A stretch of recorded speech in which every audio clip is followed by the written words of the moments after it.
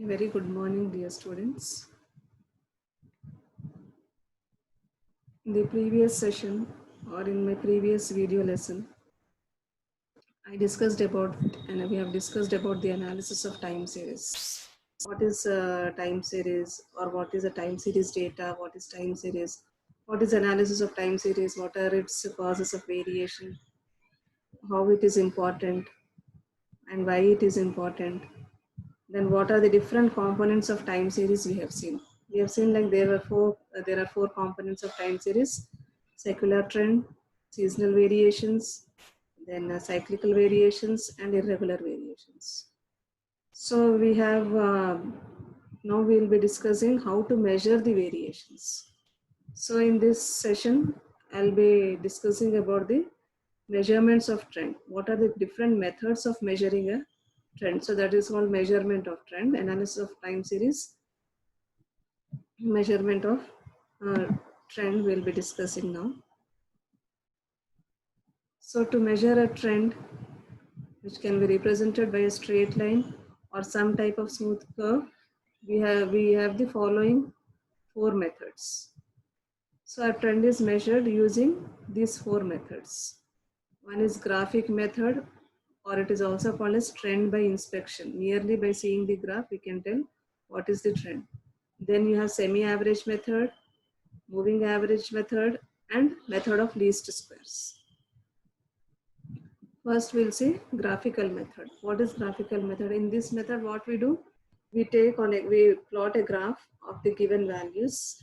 That means what will the values given to you? It will give you time and will give the values for the particular time. So we'll take on x-axis the different time variable, and on y-axis we'll be taking the values of that variable. So under this method, the values of time series are plotted on a graph paper by taking time variable on the x-axis and the values variable on the y-axis. So after plotting these values, we join them with freehand, so that we get a smooth curve. So whatever curve we are getting by joining those points, that is called as a trend line. And this trend line, we can extend it in the graph to forecast the future values. Suppose the data is given from say 2001 to 2005. Say profits is given from 2001 to say 2015 to 2020. Profits are given to you for each year. So I'll take 2015, 16, 17, 18, 19, 20 on x-axis and the profits on y-axis. And I'll plot the points, profit values in the graph. If I see, then I'll join these points with a smooth hand. Suppose now my year, I have taken only till 2020. Suppose I want to predict the profit for 2022 say. So what I'll do, I'll extend that line. Whatever smooth curve I got, I'll extend it and then I can see the future values, or I can forecast the values. So whenever you are drawing the curve, the following points must be kept in mind. The curve should be smooth. The number of points above the line or curve should be approximately equal to the points below it. So whatever curves you are drawing, the number of points above that curve should be approximately equal to the number of points below the curve. The sum of the squares of the vertical deviation of the points above the smooth line is equal to the sum of the squares of the vertical deviation of the points below the line.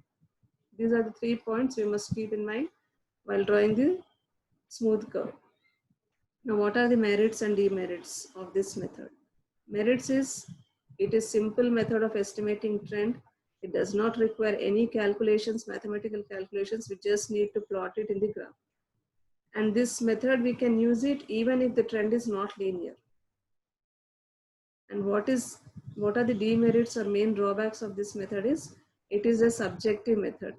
The values of trend obtained by different statisticians would be different, and hence it is not at all reliable, because we are only predicting it by mere inspection. We are just seeing in the graph and we are predicting the values.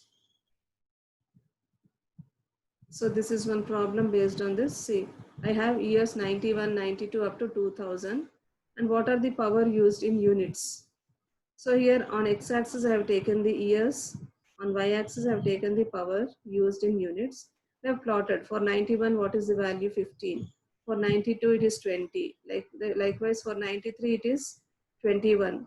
For 94, it is 25. Like that, I have plotted the points and I have joined these points with freehand. Now, suppose if I want to predict the value for say 2002, so I'll just extend this and I'll see and I'll say that it is decreasing. Consumption is decreasing, which may not be true because only through inspection only we are forecasting it. So that is the main drawback of this method. Second method is semi-average method. So semi-average method, semi means half. So averaging half part, so semi-average method. So in this method, what we do, we divide the data or whatever time series data is given to you, we divide it into two equal parts. And then we take average of each part. Suppose I have 10 observations. So I'll divide the data into half, that is 5 and 5, two halves. So two parts. So first part will have first 5 observations. Second part will have next 5 observations. And then I'll find the average for each part and write that average against the middle year of that each part. Then we plot the given values and this semi-average values. That is whatever average you have calculated for each part, those 2 points also will be plotting in the graph. That will give you the trend. So that is what is explained here. In this method, the series is divided into 2 equal parts and the average of each part is plotted at the midpoint of their time duration. So in case the series consists of an even number of years, the series is divisible into two halves. Say, I told you just now, suppose I have 10 observations. I can easily divide it into two parts, first 5 and next 5. In case the series consists of odd number of years, suppose instead of 10, say I have 11 observations. So what I'll do, I'll divide it into two halves, first 5, then from down next 5. The middle year I'll omit it. So in case of the series with odd number of years, the series is divided into two equal halves by omitting the value corresponding to the middle year. So the average of the two parts of the series is calculated and it's placed corresponding to the mid-year of each of the respective parts.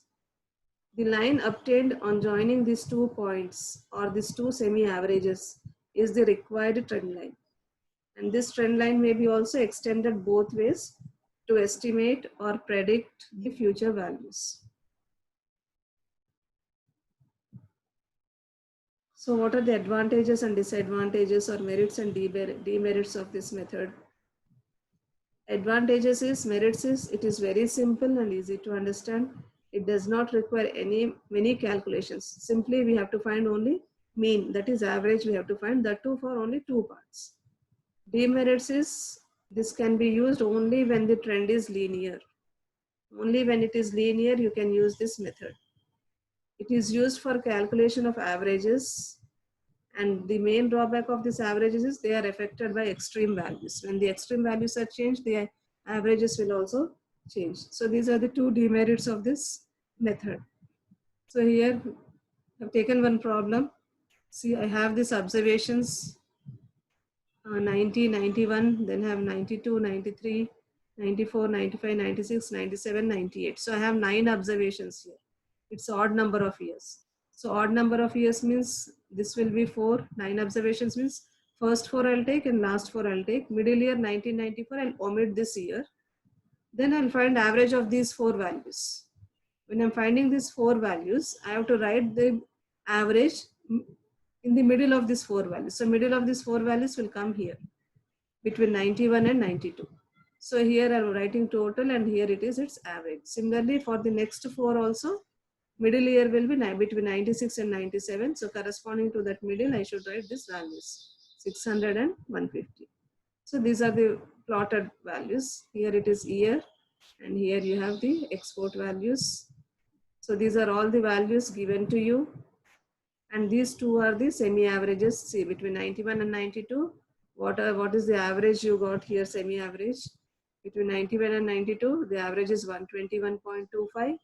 And between 96 and 97, the average is 150.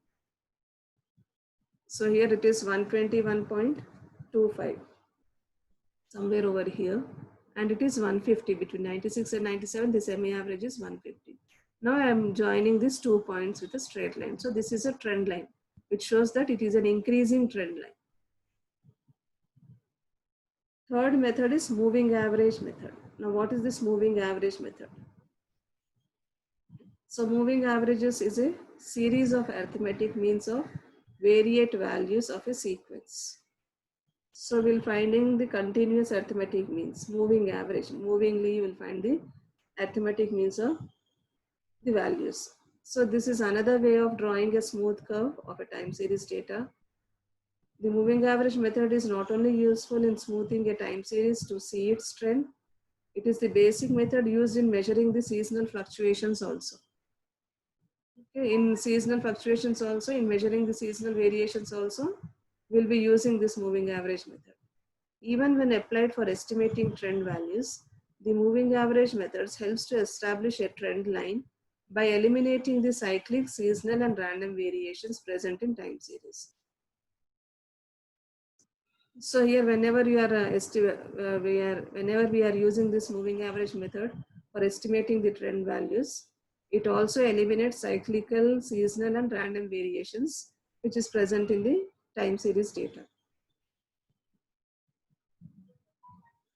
So the moving average only smooths the fluctuations in the data. This is accomplished by moving the average values through the time series.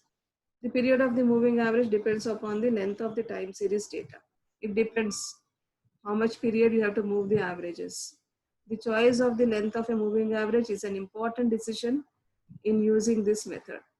Like whether we have to combine 3 years or 4 years and find the moving averages. That is the important decision we have to take in this method. For a moving average, appropriate length plays a significant role in smoothing the variations. In general, if the number of years for the moving average is more, then the curve becomes smooth. So the more the number of years we are combining, the more the curve will become smooth.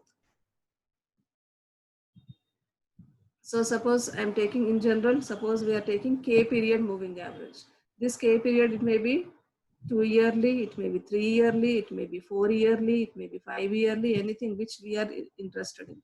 So here I'm taking K period moving averages. So the K period moving averages are defined as the averages calculated using the K consecutive values of the observed series.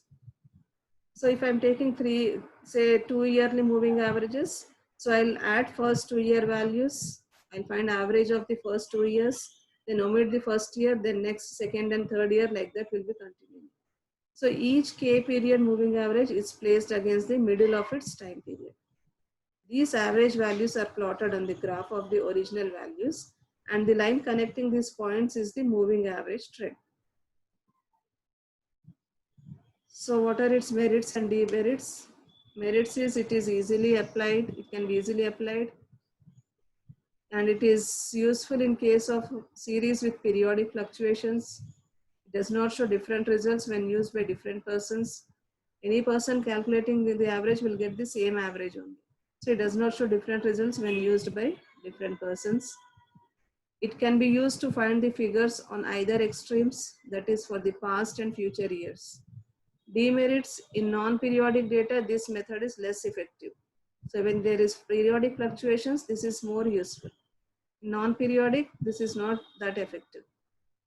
Selection of proper period or time interval for computing moving average is very difficult.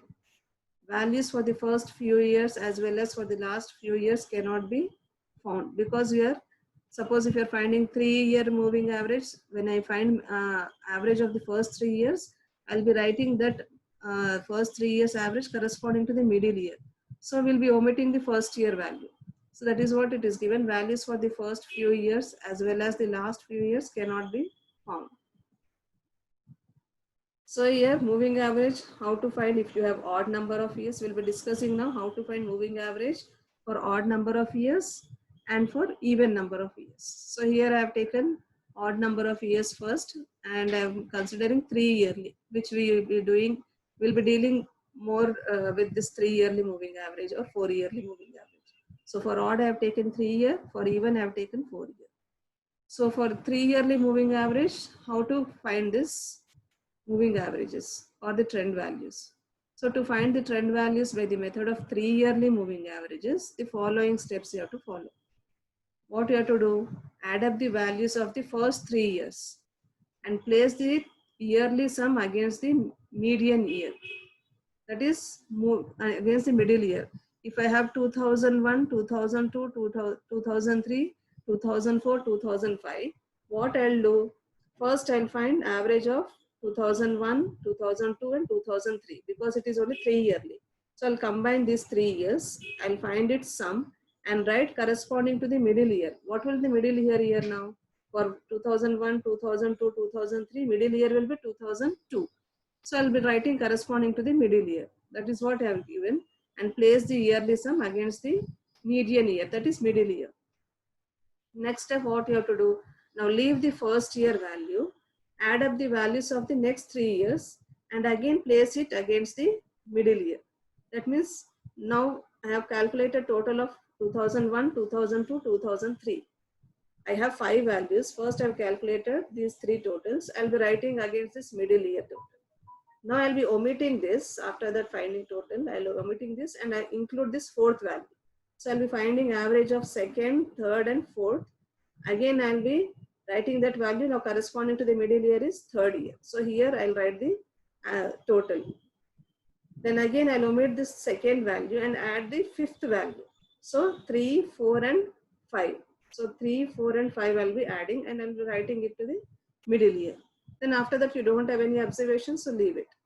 So the process continues till all the values of the data are taken for the calculation. Now each 3 yearly moving total must be divided by 3 to get the 3 year moving averages. Because you are adding only 3 values, to find the average you have to divide by 3. So these moving averages, 3 yearly moving averages are the required trend values. So we'll be plotting the given value and this 3 yearly moving averages which you have calculated in a graph. Then you'll get the trend value, trend line. See here I have taken one example. See here years I have taken 1973 to 80. These are the export values. Now I have to find 3 year moving average trend. So first I'll find 3 year totals. So 9 plus 10 plus 12 first 3 years, which is equal to 31. Now thus that 31 I'll be writing corresponding to the middle year of these 3. So this is the middle year corresponding to 74. Next what I'll do, I'll leave the first year and I'll add the next 3 years. That means 10, 12 and 11. And I'll be writing it corresponding to this middle value. Then again I'll leave the second value also. Then I'll add the next 3. So 12, 11, 17 and write corresponding to the middle year. Then I'll leave the 12th value. So 1, 2, 3 I'm leaving. I'll be adding next 3 values 11, 17, 16. The total corresponding to the middle year. Now leave the 11th one. 17, 16, 20 corresponding to the middle one. Then leave the 17th one, 16, 20, 21 corresponding to the middle year, it is 57. Now when you are leaving the 16th and adding the next 3, you don't have 3 values, you have only 2. So stop here only. Now you find the 3 year average. So divide this totals, 3 year totals with 3, you will get this 3 year moving averages. So that is why it is called moving. That means averages are moving. We are calculating first 3, leaving the first, next 3, leaving the first 2, next 3, leaving the first 3, next 3, like that we are doing. We are constantly finding the averages. So this is the graph. This blue one is the original data line. And this is the 3 year moving averages which you have calculated. This is that line. So it is showing an increasing trend. Similarly, we'll calculate moving average for even number of years. So for even number of years, I have taken 4 yearly moving average. So how to find this? Same procedure we have. Instead of 3, we'll be taking 4 values. So add up the values of the first 4 years and place the sum against the middle of second and third year. Here you will not have correct middle year as in odd number of years. So you will be writing this against the middle year of second and third values. So this sum is called 4 year moving total. Now leave the first year value and add next 4 values from second year onward. That is, you have to add second, third year, fourth year and fifth year values. And you have to write it corresponding to the middle of third and fourth year. Okay, so this process will be continuing till the value of the last item is taken into account. Now add the first 4 years moving totals and write the sum against the third year. So what you have to do when you are finding the 4-year moving total, after that you have to find 4 years moving total also. First two 4-year moving totals you have to add it and write the sum against the third year so that you'll get the exact middle year. Here you are not getting the middle year. You will be writing between second and third year, between third and fourth year. So what we'll do again, we'll find 2-year moving totals. So that is called centered moving totals. Now leave the first 4-year moving total and add the next two 4-year moving totals and place it against the fourth year. So this process must be continued till all the 4-yearly moving totals are summed up and centered. Now divide the 4 years moving total by 8 to get the moving averages, which are required trend values. When you see a problem, you'll be getting it. See here what we did. See, first 4 years I've calculated the totals. When I'm finding the first 4 years total, middle will be between second and third year. So here I'll be writing the value 4-year mid average. This is average directly, not total. This is mid average. Then I'll leave the first value, then next 4. That means second year, third year, fourth year, fifth year. In between these two, you should write that. Then leave this second also, then go to third, fourth, fifth, sixth. So I'll be writing between fourth and fifth here. Like that we'll be continuing. Then after finding this average, we don't know whether this is corresponding to which year. So to find that, again we'll be finding average of these averages. So this 67 plus 74.5 divided by 2. So whatever you are getting, we'll be writing it corresponding to this 80. Then average of these two corresponding to this middle year. Average of these two in corresponding to this middle value. So now you got this 4-year moving averages. Next you have method of least squares. So among the 4 components of time series, secular trend represents the long-term directions of the series. So one way of finding the trend values with the help of mathematical technique is the method of least squares. So this is the technique where we'll be using, this is the method where we'll be using mathematical techniques to find the trend values. So that is the best method. So this method is most widely used in practice, and in this, the method of sum of squares of deviations of the actual and computed values is least. And hence the line obtained by this method is known as the line of best fit. So basically here we'll be using the principle of least squares, where the sum of the squares of deviations of the actual and the computed values is minimum. So that we call it as a line of best fit. So this method also helps in forecasting the future values. It plays an important role in finding the trend values of economic and business time series data. So how to compute trend using method of least squares? So it is a device for finding the equation which best fits a given set of observations. So generally we'll be using method of in this method of least squares, fitting of a straight line and fitting of a second degree parabola. Most will be using these two. Then and more than second degree parabola will be using fitting of straight line. If you know this, we can easily do fitting of second degree parabola also. So here I'm taking a straight line, fitting of a straight line. So suppose we are given n pairs of observations and it is required to fit a straight line to this data. So the equation of a straight line is what? Y is equals to a plus bx, where a and b are constants. Now any value of a and b would give a straight line, and once these values are obtained, we can estimate y by substituting the values of x. By substituting the observed values of x, it should be x, not y. So what is the principle of least squares? What we have to do? See, to get this equation, to show that this equation gives a good representation of a linear relationship between x and y, it is desirable that the estimated values of y and yi cap are very close to the observed values yi. So according to the principle, that means the given values and the predicted values should be almost the same. Then we can say that there is a linear relationship between x and y. Now, according to the principle of least squares, the best fitting equation is obtained by minimizing the sum of squares of differences. That is summation yi minus yi cap whole square. That is what summation yi minus yi cap whole square. What is yi cap? We are estimating yi cap using this equation.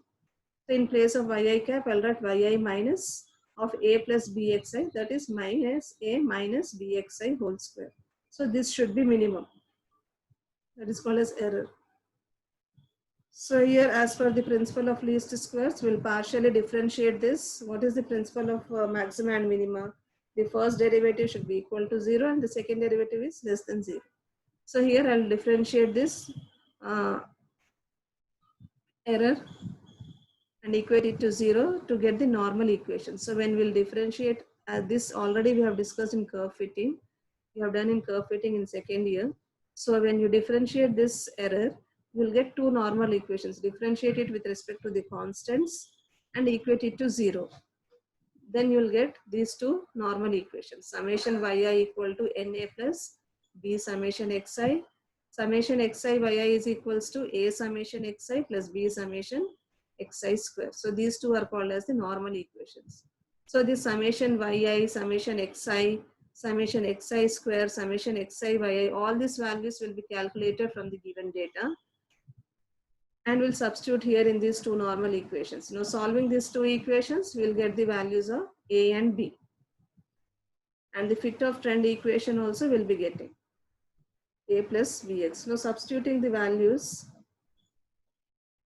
observed values in this, we get the trend. Now with the values of a, with the values of b, and with the given values of x, you will get the estimated values of y. Now what are the merits and demerits of this method?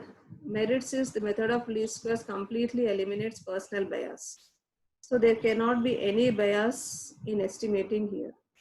So trend values for all the given time periods can be obtained. Whatever values are given to you, you'll be getting trend values for each given time period. Whereas in moving average, we'll be omitting the first value, we don't have the moving average value.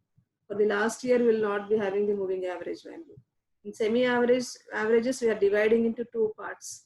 So you'll have the moving average or the trend value only for the middle year. So it's omitting the all other time periods. Whereas in trend value, in this least squares method, you will get trend values for all the years or whatever time period is given to you. So this method enables us to forecast future values. Demerits, the calculations for this method are difficult compared to the other methods. Addition of new observations requires recalculations. If you're adding any new value or new observation, again you have to repeat the calculations. It ignores cyclical, seasonal, and irregular fluctuations. The trend can be estimated only for immediate future and not for distant future values. So this is an example.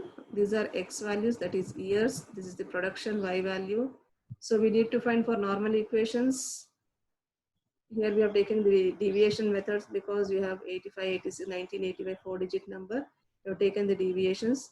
So this gives summation x, summation xy, summation x square, summation y square. That is one problem that which you can try it. Another problem also we can take. So I have taken a simple problem here. Here is 2010, 11, 12, 13, 14. Index numbers you have 166, 167, 198, 221, 225. So here see what is that? Here you have taken the deviations because you have 4-digit numbers. So UI is capital X equal to XI minus 2010. UI is equal, again we can take deviations from here also, or you can directly do from here also. So UI square, UIYI and YI. So these are all the totals, you got it. Then substituting here, you get A is equals to this, B is equals to this. After getting A and B, we'll get A and B, we'll substitute A and B in this equation. After substituting A and B in that equation, you'll get this trend values, different trend values. So these are the given values. These are the trend values. So see here, they are approximately same, almost same. 166, you have 165, 177, 181. Observed value is 198. The predicted value is 197.4. Observed value is 221. Predicted is or estimated is 213. Observed value is 225. Trend is 229.8. See here we have calculated. See y is equals to 19. This is A plus B into x minus 2. So whatever x you are taking, see here you got now. Y is equals to 165 plus 16.2x. Now I'll substitute x equal to 0, 1, 2, 3, 4. When I substitute x equal to 0, 1, 2, 3, 4, we'll get the trend values. So the trend values for each year are this. Thank you.